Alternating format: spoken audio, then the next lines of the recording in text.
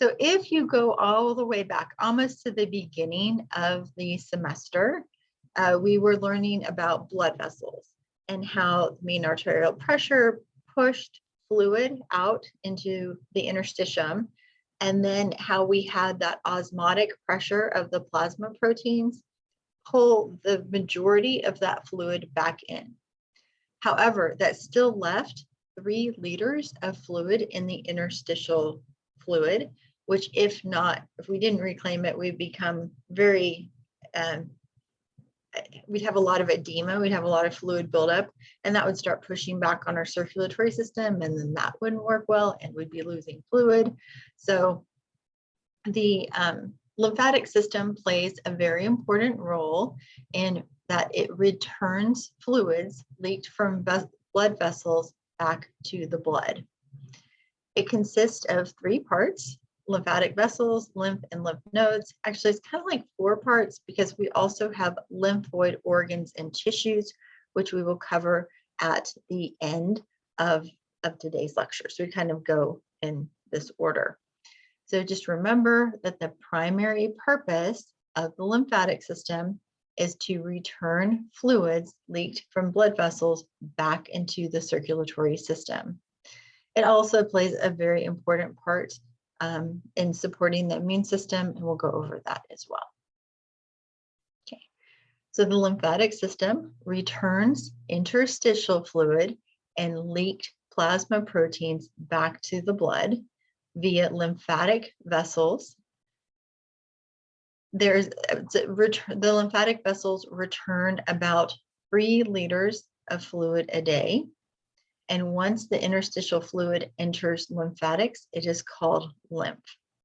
So we have lymphatic vessels that are returning about 3 liters of interstitial fluid back to the circulatory system per day. And the fluid inside of those lymphatic vessels is called lymph. Unlike the circulatory system. So the circulatory system, we have arteries that go away from the heart, then we get to capillaries, and then we have veins that return back towards the heart. Lymphatic vessels are all one way. They start at the capillary beds, and then they only move towards the heart. Okay, so in structure, they're very similar. They're much more similar to veins than to arteries, because remember, veins go back towards the heart. Lymph vessels also go back towards the heart. So as far as structurally, they're going to be very similar. And the way that fluid is moved is also going to be very similar between the venous system and the lymphatic system. There's a lot of similarities. Okay. The lymphatic vessels are a one-way system.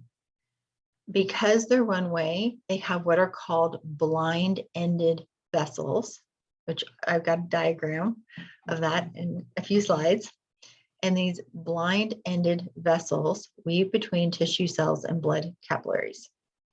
They are similar to capillaries, but they are more permeable. Okay, so lymph vessels, lymph capillaries, are very, very permeable because their function is to take things up and return them back to the circulatory system. If they were the same as venules, there wouldn't be much purpose. So they need to have some extra characteristics to help them return that 3 liters of interstitial fluid as lymph back to the circulatory system. And they can take up larger molecules and particles that capillaries cannot. And the way they do this is they have things called mini valves, which I will show you. And these allow large amounts of fluid and large particles, including proteins, to slide between those slits. And it's kind of like those doors that push open. These valves push open and allow fluid and proteins to go into a vessel, but not out of a vessel. Okay, so examples of some of the larger proteins and molecules that are taken up. So we have proteins, we have cell debris, we have pathogens and cancer cells. And cancer cells are a mixed bag because they will be exposed to the immune cells of the lymphatic system, but they can also take up residency in that same tissue. So like a little bit of a mixed bag there.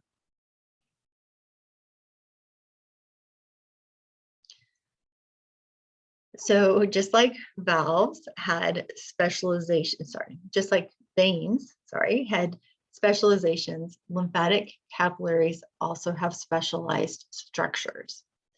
The two specialized structures of lymphatic capillaries are mini valves. And these mini valves are anchored by collagen filaments. So it's the system of valves and filaments that are going to allow the uptake of fluid and large particles. Lacteals are specialized lymph capillaries present in the intestinal mucosa. They are going to take up those chylomicrons and it becomes chyle or fatty lymph. These are more from back when we looked at the digestive system.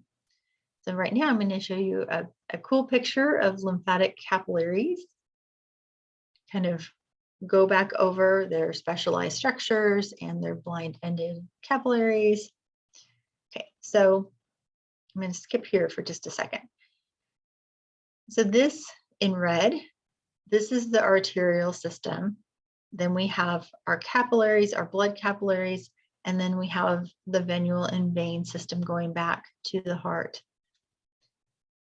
This diagram shows how lymphatic capillaries are what are called blind-ended. So they end here in the interstitial fluid and in capillary beds. So that's where they start. They're going to start in interstitial tissue. They're going to start in capillaries, and then they run one direction towards the heart. And we'll talk about how we're going to go from smaller vessels to bigger vessels to trunks, and then eventually dumping into one of two ducts. So just like, you know, the venous system, we go from capillaries to venules to veins, and then into things like the inferior and superior vena cava. So kind of the same pathway, except for we start with blind-ended vessels, and they only travel in one direction, and that is towards the heart. Oops. Okay, so again, we're showing a blind end. So it has an end. It's going to flow one direction towards the heart. It has mini valves.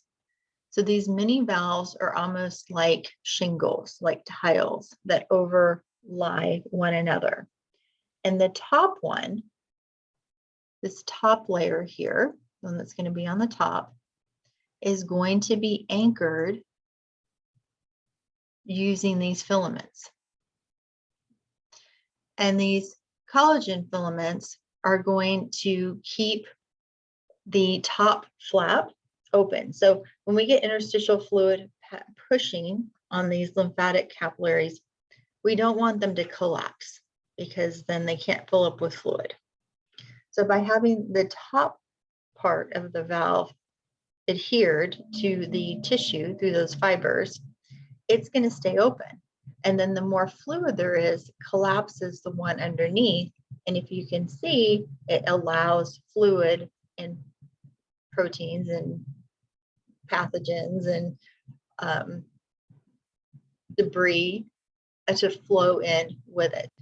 So the greater the pressure, so the more interstitial fluid that we have, it pushes on this bottom flap to open it. But these filaments keep the upper flap from collapsing along with it. And then we have a nice pathway for fluid and cell debris and bacteria or whatever we need, proteins, to flow into these lymphatic capillaries toward the heart. So mini valves with these collagen filaments keep these pathways open. They keep the lymphatic capillaries from collapsing. And in fact, the greater the external pressure, the larger, the more permeable these capillaries become.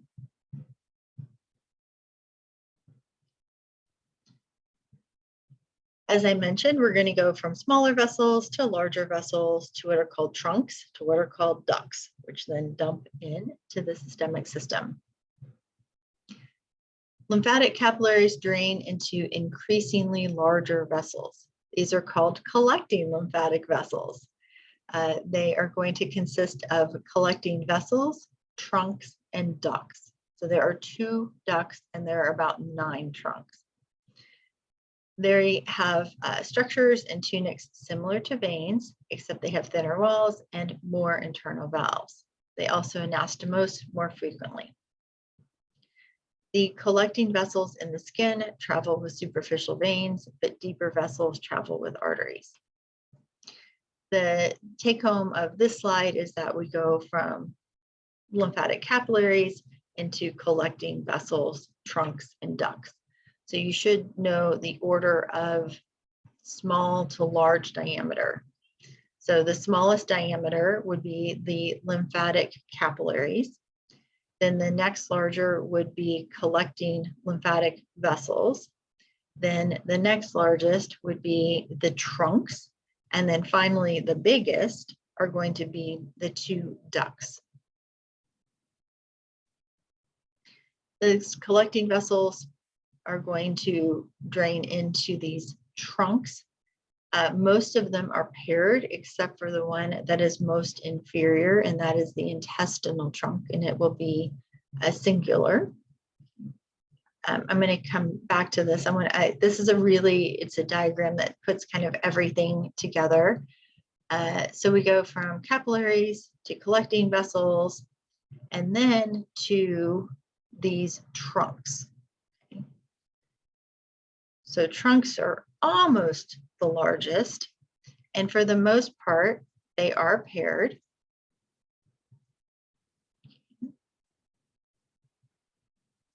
So we have 4 pair, and then down at the most inferior aspect, we have a singular intestinal trunk.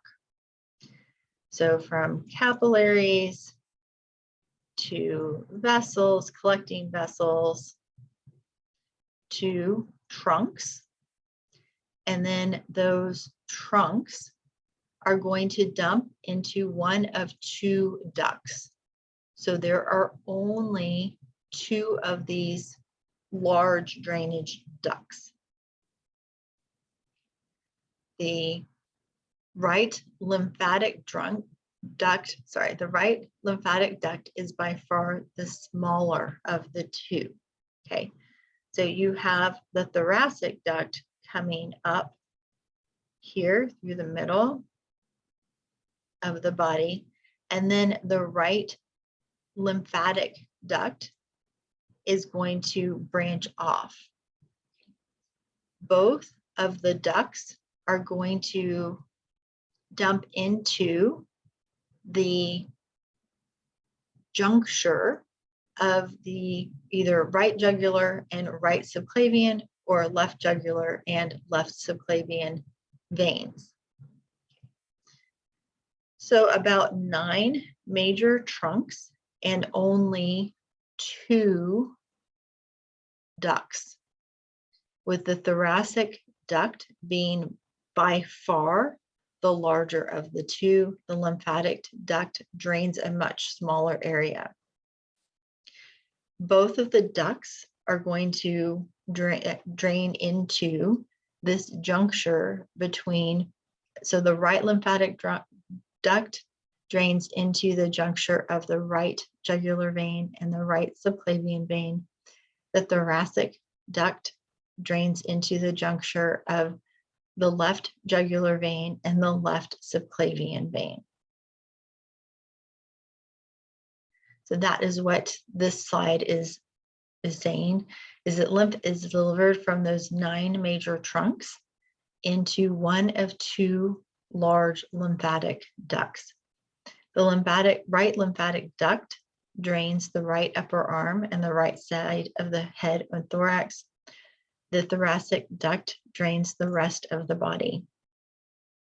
Each duct empties lymph into the venous circulation, okay, at the junction of the internal jugular and subclavian veins on its own side of the body. So the right lymphatic duct drains into that juncture of right internal jugular and subclavian vein, and then the thoracic duct will drain into the juncture of the left internal jugular and the left subclavian vein.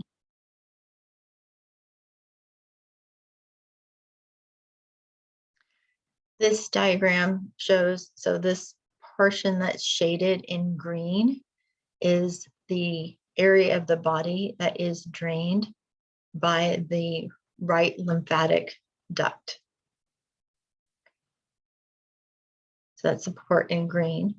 And then this part in pink purple is the part that's drained by the thoracic duct. So the thoracic duct drains a much greater portion of the lymph from the body.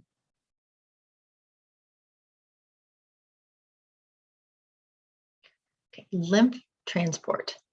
Lymph, just like the venous side, is a low pressure system. Because it is a low pressure system, it is going to be propelled by the same mechanisms as we saw with the venous system. So the pumping action of skeletal muscle, so as skeletal muscle contracts, it moves the lymph a little bit further towards the heart, and it contracts again and moves a little bit towards the heart, contracts again and moves a little bit towards the heart. So the contraction of skeletal muscle will help move lymph through the system.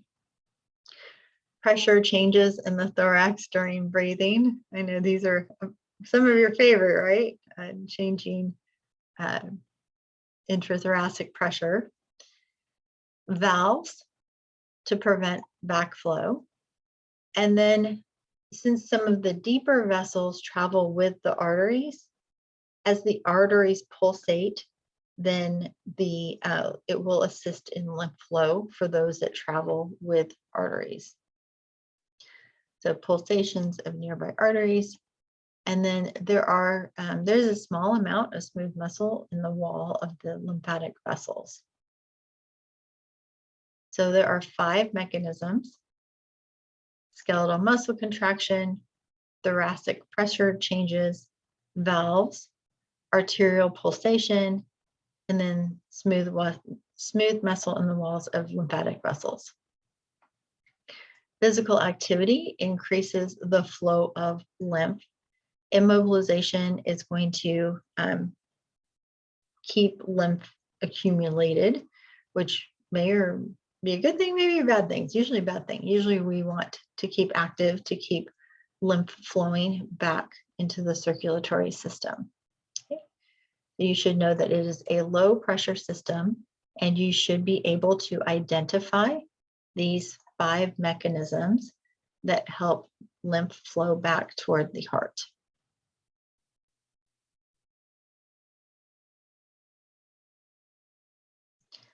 Lymphedema. So this is swelling, local swelling, that's edema.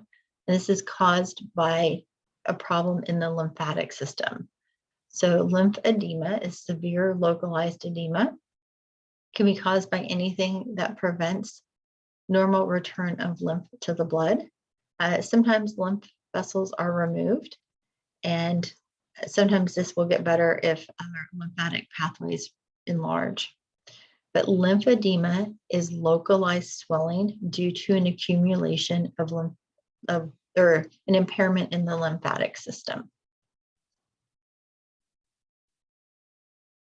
Okay, on to lymphoid cells, tissues, and organs. Lymphoid cells, there are 2 main cell types. There are going to be the immune system cells, and then there are going to be supporting cells. For the immune system cells, they are part of the adaptive immune system, meaning that these are learning cells. So we have cells that are going to be like B cells that are making antibodies, and T cells that some of them, we're going to have like regulatory T cells that help us not attack ourselves. But then we have things like cytotoxic T cells and helper T cells, and those will help attack specific antigens or viruses or cancer cells or things like that.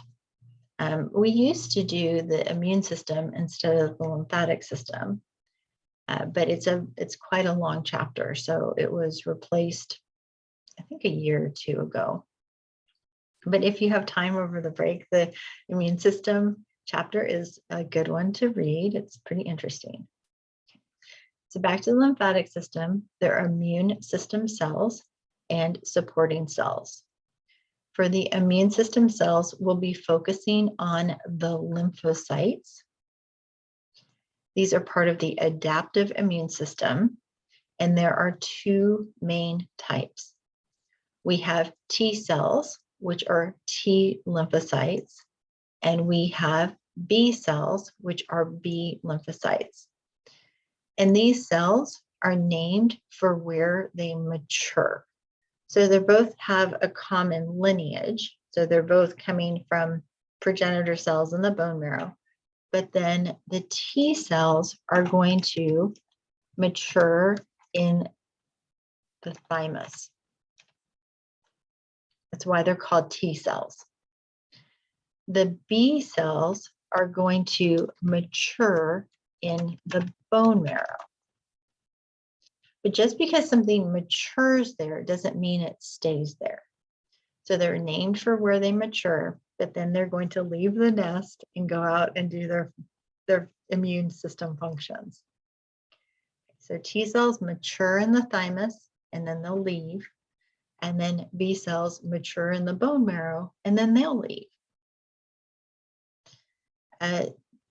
T cells and B cells, their primary focus is going to be protection against antigens.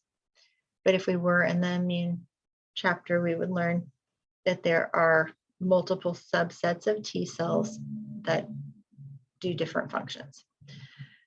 But the major function of T cells and B cells is to protect against antigens. The B cells will be responsible for making antibodies, and then the T cells will go over some of their functions. Some of the antigens that they will attack are bacteria, toxins, viruses, mismatch RBCs, really actually any mismatched cell, and cancer cells. So cancer cells are display aberrant, so not self, proteins on their cell surface. And so we are exposed to potentially cancerous cells all the time, and our natural killer cells just go and kill them. It's when we get that capability gets overwhelmed that a person will actually come down with cancer.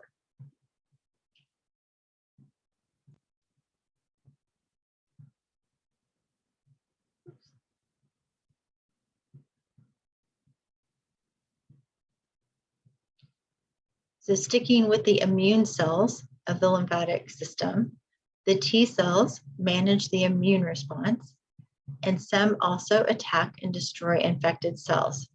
I've just put 4 types. There are more types. Like I mentioned, they're regulatory T cells, which help us to prevent attacking self. But the 2 big subsets that are talked about a lot in immune diseases are the cytotoxic T cells. So these are T cells that actually go and kill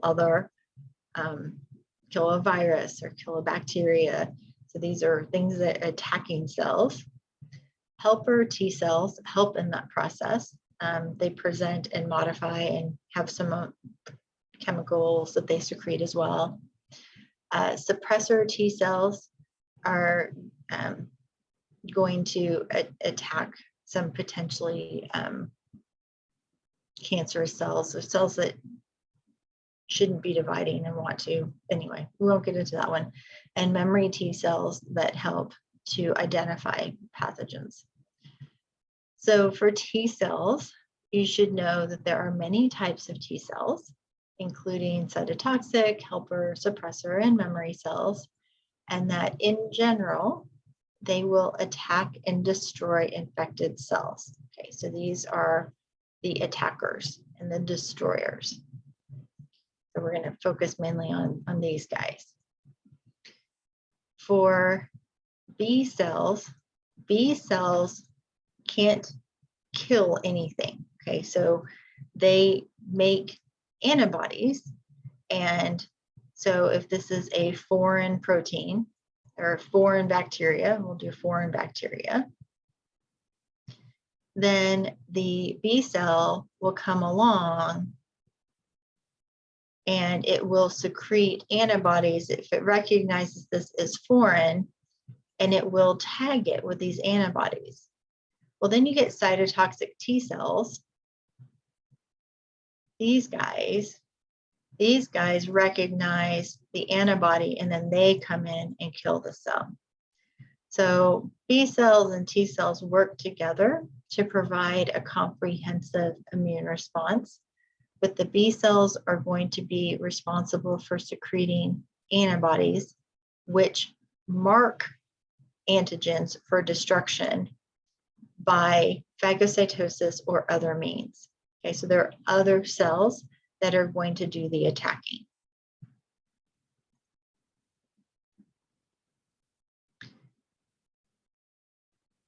For immune system cells, we've talked about T lymphocytes, which will go and attack and destroy antigens. B lymphocytes, which produce antibodies, which will tag foreign proteins for destruction. And then we have two other lymphoid immune cell types. Again, we have one that is going to attack and destroy, and then we have one that will capture antigens and deliver them. So macrophages are considered the most phagocytic cell type in your body because they're pretty non-specific. They'll eat bacteria, they'll eat viruses, they'll eat destroyed organelles, they'll eat old RBCs, they'll take out things like wood. If it can be dissolved, that's what it's going to do. So macrophages are going to phagocytize, they're going to eat, break up, destroy foreign substances. They can also help activate T cells, but we're going to stick with the phagocytic function. Dendritic cells, now if you go way back to 1141, we had dendritic cells in the skin and the integumentary system, but we also have dendritic cells in the circulatory system and the lymphatic system as well. So it's not only in one area. These will capture antigens and deliver them to either the lymph nodes or to T cells for them to destroy. So they're that early warning system that says, hey, we have a lot of like bacteria around today. Here's one, here's what it looks like. And it'll activate some antibodies, some memory cells, and then it will also tag these antigens for destruction by the cytotoxic T cells. So we've had two cell types that are phagocytic. These are going to be macrophages and T lymphocytes. Then we have two cell types that activate the phagocytic system, but also work on the antigen and the delivery part. And those are going to be the B lymphocytes that make antibodies, and then the dendritic cells. Okay, so kind of keep those two categories in mind and be able to categorize immune system cells as either phagocytic or more on the capture and delivery side. One of the things that is unique about the lymphoid tissues and the lymph nodules, and we'll talk about lymphatic organs, is these supporting lymphoid cells. So we need to create a structure within a lymph node, within the spleen, within lymphatic tissue, kind of like tonsils. So we have these supporting fibers. And these become really important because without them, we don't have a place for the immune cells to reside. So for macrophages actually attach themselves to the reticular fibers. And so they hold on to both that reticular fiber, and then they will go and grab like a bacteria and eat it. So they hang on. Then we have lymphocytes, and lymphocytes hang out in this matrix part. And they're going to hang out and kind of say, let's see what wanders by. Is it of interest? Do I need to react to it and make antibodies? Do I need to react to it and kill it? I'm going to hang out in the matrix part. So these supporting lymphoid cells create a home to house both the phagocytic cells like macrophages, as well as lymphocytes, which could be phagocytic like T cells, or not, which would be the B lymphocytes. But they do have different areas that they like to reside in. So this is showing a lymph node. So we have reticular fibers. That's kind of, we haven't seen an organ or a structure that is heavy in reticular fibers. We tend to be heavy in like collagen fibers, but for the lymph node and other lymph organs, reticular fibers are going to be the fiber type that makes a difference, that creates a unique environment for this system. Macrophages live on the reticular fibers. Okay, so they attach themselves to the reticular fiber, and then they will also grab hold of things that they want to destroy. Lymphocytes reside in the spaces created by the fibers. So these are lymphocytes. These are reticular fibers. This is what's called the medullary sinus. It's the area in between the fibers. And then macrophages hold on to the reticular fibers. So you should know, even if you might see something like a very similar to this diagram. And so if you saw a slide that looked very similar to this and you were told it was a lymph node, you should be able to identify the reticular fibers, the lymphocytes, the macrophages, but I'll make it very clear whether or not they're attached to a fiber or if they're more free floating in that sinus area.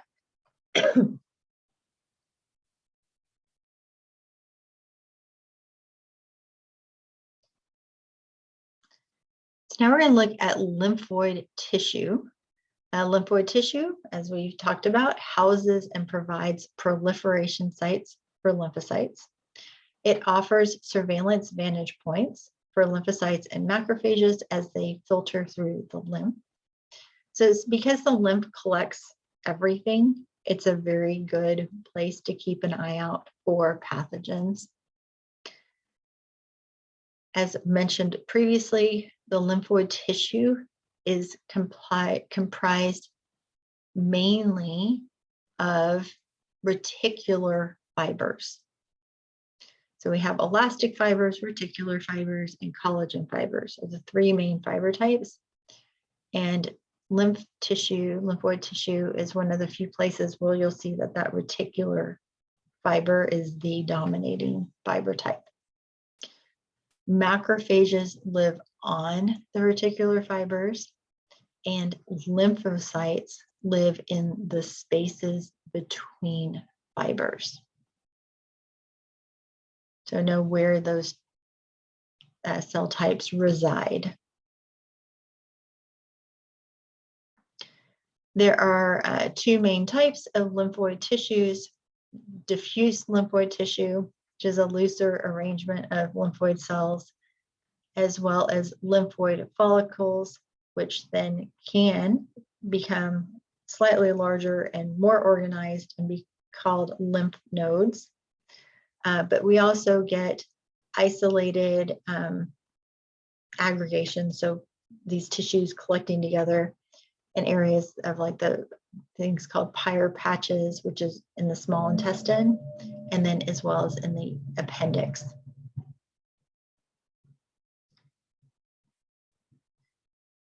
Lymphoid organs are grouped into two functional categories. Primary lymphoid organs, there are only two of them: the bone marrow, red bone marrow, and the thymus. And they're called primary because this is where either T lymphocytes or B lymphocytes mature.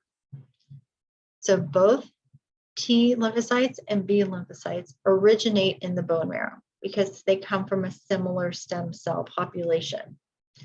But only the B cells stay and mature in the red bone marrow, and then they leave. T cells mature in the thymus, and then they leave. Okay, so those are primary lymphoid organs. It's where these two cell types mature. There's only two of them: red bone marrow for B cells and the thymus for T cells. Everything else that we're going to talk about are secondary lymphoid organs. So these are areas where mature lymphocytes, so they've already matured in the bone marrow or in the thymus, and then they're going to go out and do their jobs.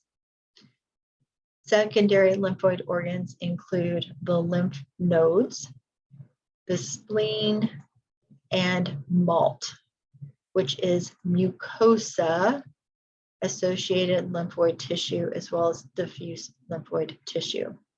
For MALT, the big thing to keep in mind is it's mucosa associated. So this will ring a bell when I bring in a picture showing things like Peyer's patches in the small intestine. So two primary lymphoid organs, bone marrow and thymus, and then secondary lymphoid organs are pretty much everything else. So this is showing the thymus and the red bone marrow. Those are those two primary lymphoid organs. And then we have the lymph nodes, the tonsils, the spleen, Peyer's patches, and the appendix are all secondary lymphoid organs.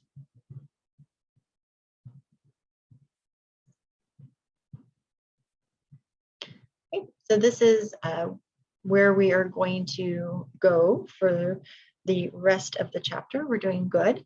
We're going to first talk about lymph nodes, then we're going to talk about the spleen, then we'll talk about mucosal associated lymphoid tissue or MALT, and then we'll end with the thymus.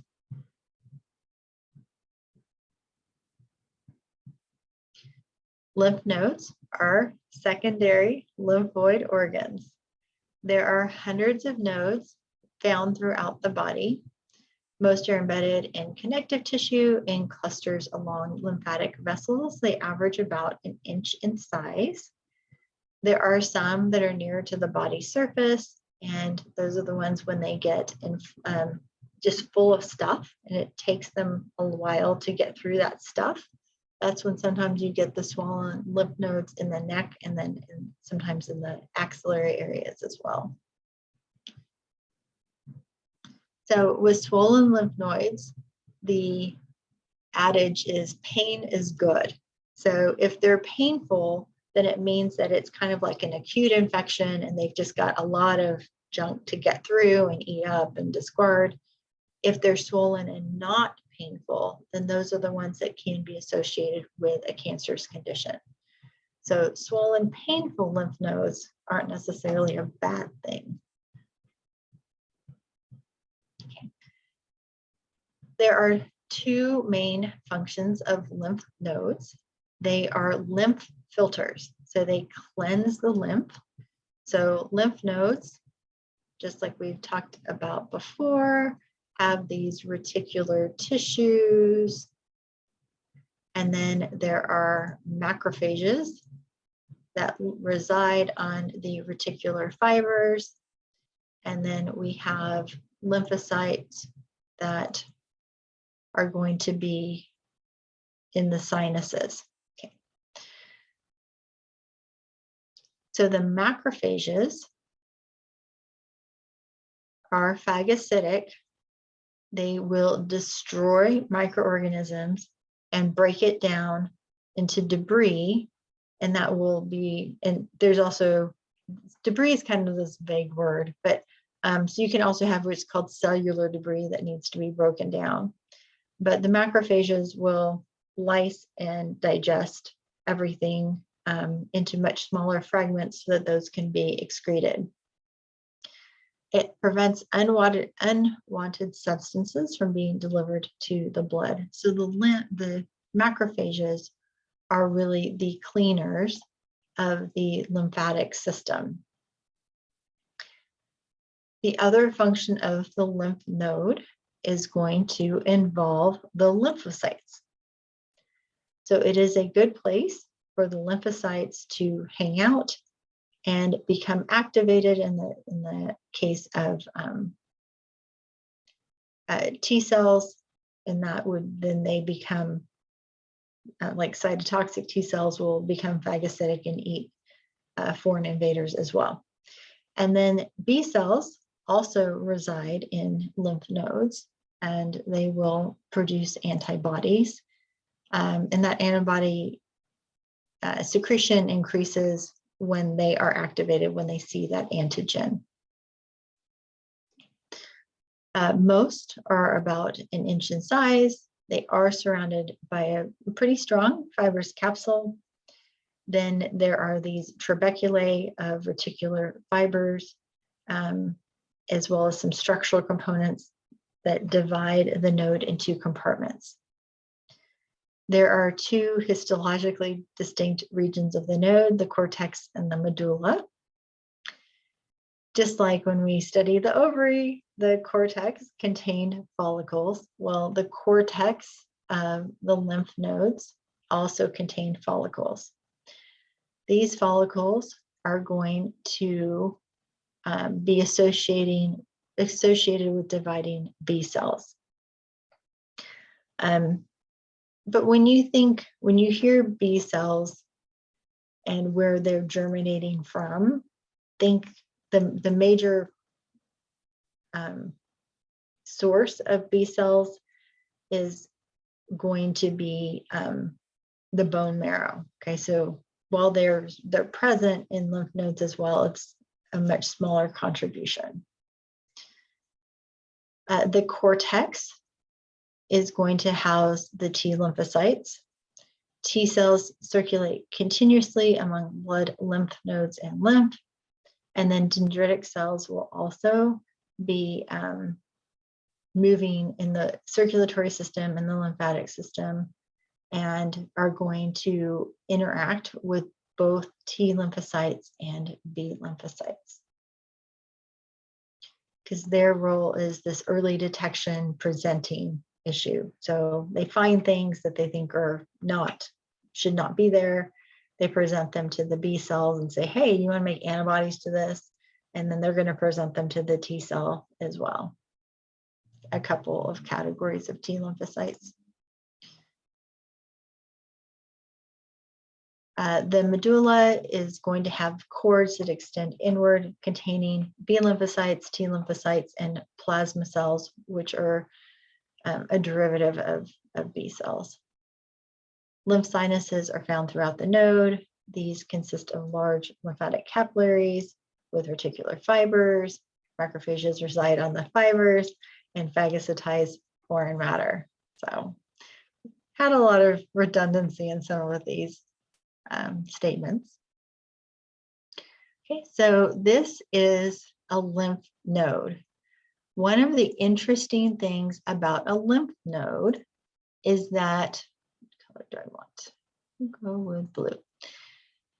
The afferent lymphatic vessels are going to approach from the capsular side. Okay, so from this outer, larger C-shaped side, these are afferent vessels. So they are bringing lymph into the lymph node. Then the lymph is going to percolate through the cortex, through the medulla, and exit at, this is called the hilum. Okay, so it's the inner part of the C. So they exited the hilum through these efferent vessels. So they approach at this outer cortex, they percolate through the cortex, percolate through the medulla, and exit through the efferent vessels. This arrangement allows the B lymphocytes, the T lymphocytes, the macrophages to all have access to this percolating lymph that's going through these areas.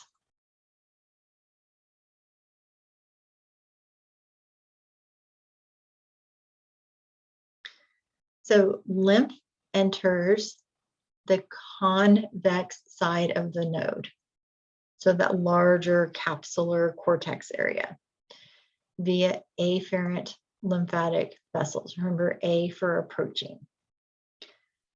Then they travel through the sinuses of the cortex and then the sinuses of the medulla. So they percolate through. This gives B lymphocytes, T lymphocytes, macrophages all access to that lymph. It exits on the concave side at the hilum via efferent vessels. The presence of fewer efferent vessels causes flow to slow down, allowing lymphocytes and macrophages time to function. Lymph is going to travel through several nodes to get cleaned.